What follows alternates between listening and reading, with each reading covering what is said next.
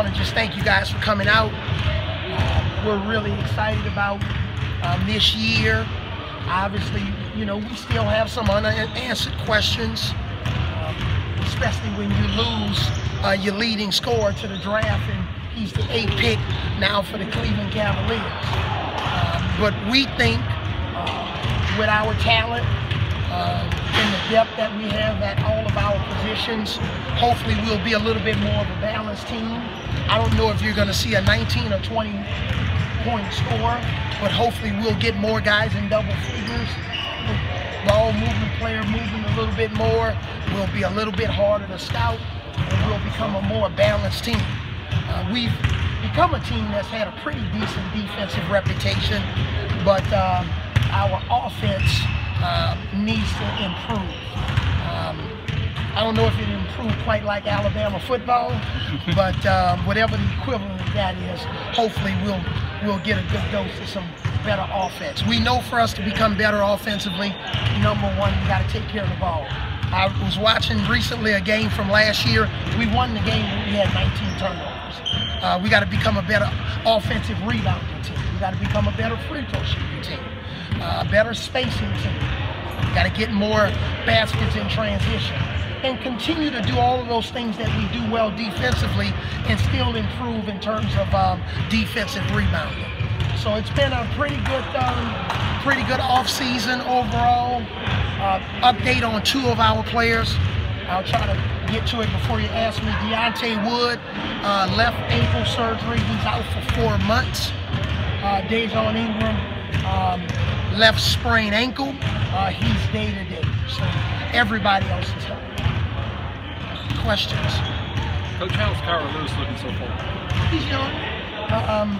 Has a bright future. It's not going to happen overnight. You know, he's 17 years old, doesn't turn 18 until next year. Basically, obviously he's going to be a senior in high school. So we'll take it slow. We're not in any rush with him. But man, he's talented. And he has a high ceiling. But you know, he needs to work on his body. He hasn't been with us all summer, so he's still playing catch up in a lot of areas. But we're so encouraged by his potential and his future. Coach, what's it like to have Riley back? Yeah, and I think it's a combination between Riley and Tevin Mack, because last year, see, so we're the 4th youngest team in the country. I'm not going to be able to use that this year. Not that I ever used it as an excuse, Alex, but it gives us some quality experience depth. When we go to the bench, we're not going to the bench necessarily to a bunch of young guys. You know, if Riley and Tevin were to come off the bench, we don't have a starting lineup yet, so don't print that. But if they were to come off the bench, they're guys that have played in real Power 5 games, whether it was in another Power 5 conference or the SEC conference. And hopefully if they're matched up against some younger guy from another team, hopefully we'll have an advantage. And one follow-up on Deontay Wood, I assume a red shirt would be a possibility. It's a possibility, absolutely, because right now, you know, he's not projected to come back any earlier than February. Just speak to what Tevin has brought this year, and now that he has more motivation, now that he can see the court. One of our Achilles heel was, you know, the 3-point shot. We didn't shoot a high enough percentage. If you look at the teams that made it to the Final 4 or Elite 8, boy, they take care of the ball, they don't turn it over, they don't have a lot of careless turnovers, but they make their wide open threes. So hopefully you know, guys like, you know, Matt can help us there. Kira Lewis is a good 3-point shooter, but we need AJ and we need Dejon Ingram to be a better 3-point shooter. We need Alex Reese to make a higher percentage of threes, and on and on. Riley Norris. So we think if we can have more guys that shoot a higher percentage, we think that's going to help us offensively. And the ones that we miss, hopefully we'll get more offensive rebounds, and because that's one of the best times to really get threes is on an offensive rebound. If you don't get it, you kick it out for a three. Seems like Javion Fleming can provide that muscle down low. How important is he to that depth? And yeah, Tony, another young guy, can play inside and out, really good passer. So he's not a guy that just plays with his back to the basket. He can play off the elbows, face up and make the shot. We can run some offense through at the elbow. You've seen Petty and Herb kind of take that next step in their step. Yeah, they need to take that next step and level and grow. They got to get in better shape, better conditioning. Herb obviously can take another step offensively, shooting the ball, being that playmaker. He's one of the best defenders in the country. I think he'll be all SEC defensive team.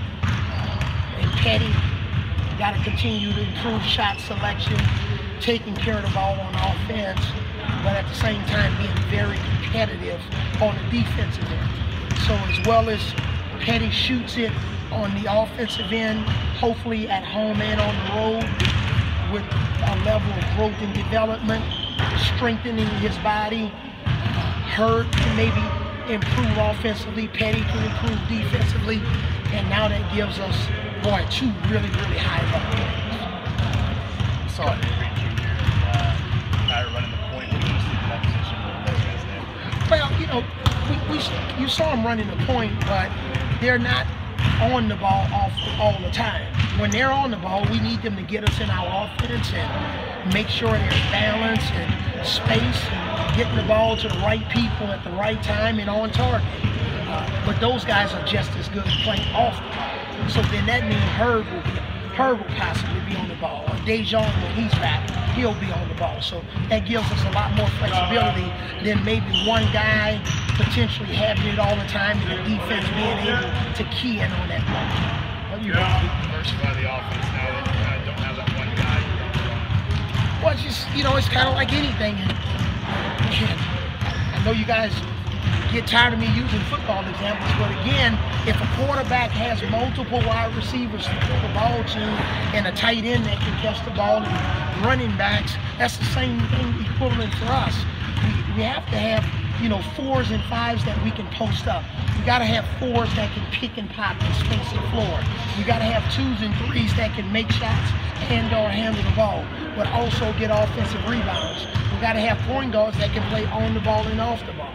And I think if we can do that, we'll be a little bit more harder to scout. But it's not going to happen overnight. This is a process. This is a different team.